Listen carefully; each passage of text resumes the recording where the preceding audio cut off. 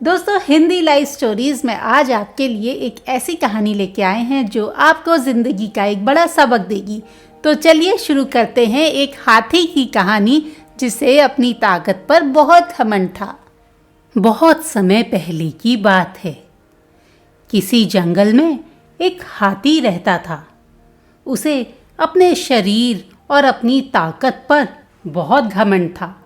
उसे रास्ते में जो भी जानवर मिलता वह उसे परेशान करता और डराकर भगा देता। दिन भर वो बस यही काम करता था।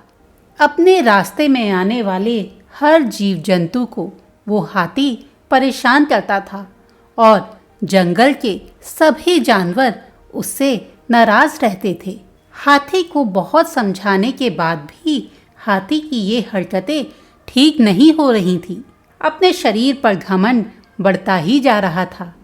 हाथी को ऐसा लगता था जैसे उसकी ताकत के सामने जंगल के सभी जानवर बहुत छोटे से हैं।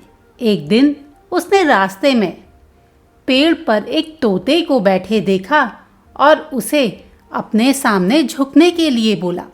तोते ने झुकने से मना कर दिया तो गुस्से में हाथी ने उस पेड़ को ही उखाड़ दिया जिस पर वह तोता बैठा था। तोता उड़ गया और हाथी उसे देखकर हंसने लगा। एक दिन हाथी नदी के किनारे पानी पीने के लिए गया हुआ था। वहीं चींटियों का एक छोटा सा घर बना था। चींटी बड़ी मेहनत से अपने लिए खाना जमा कर रही थी। यह देखकर हाथी ने पूछा, ये तुम क्या कर रही हो? चींटी ने बड़ी विनम्रता से कहा, बरसात का मौसम शुरू होने वाला है। उससे पहले हम अपने लिए भोजन जमा कर रहे हैं ताकि बारिश के मौसम में किसी को बाहर ना निकलना पड़े और हम मज़े से अपने घर में बारिश के मौसम का मज़ा ले सकें। यह सुनते ही हाथी के शैतानी दिमाग में एक शरारत सूझी। उसने अपनी सूंड में नदी का पानी भर लिया और सारा पानी चींटियों के ऊपर डाल दिया। बेचारी चींटियों का सारा भोजन खराब हो गया और वह भीग गई। यह सब देखकर चींटियों को बहुत गुस्सा आया। उन्होंने इस घमंडी हाथी को सबक सिखाने की ठान ली। अब वह बस मौके की तलाश में थी और फिर उन चींटियों को वो मौका मिल गया और उन्होंने ठान लिया कि आज इस हाथी को सबक सिखाकर ही रहेंगे। चींटी उस हाथी की सूंड में घुस गई और कुछ चींटियां हाथी के कान में घुस गई और अंदर जाकर चींटियों ने हाथी को काटना शुरू कर दिया।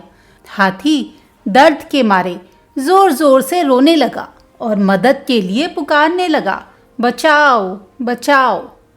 जंगल के सारे जानवर हाथी की आवाज सुनकर वहां पहुंच गए। हाथी दर्द से चिल्ला रहा था लेकिन चींटियों ने हाथी को काटना जारी रखा।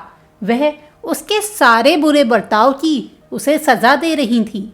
अब हाथी से नहीं रहा जा रहा था। वो रोने लगा, गिड़गिड़ाने लगा और अपनी गलतियों की माफ़ी मांगने लगा। तब जाकर चींटियों को महसूस हुआ कि हाँ, अब हाथी को अपनी गलती का एहसास हो गया है। वह एक एक करके उसकी सूंड और उसके कान से बाहर आ गई। हाथी ने हाथ जोड़कर सभी चींटियों से और जंगल के जानवरों से माफ़ी मांगी और वादा किया कि अब वो किसी को नहीं सताएगा और दूसरों की मदद के लिए हमेशा तैयार रहेगा।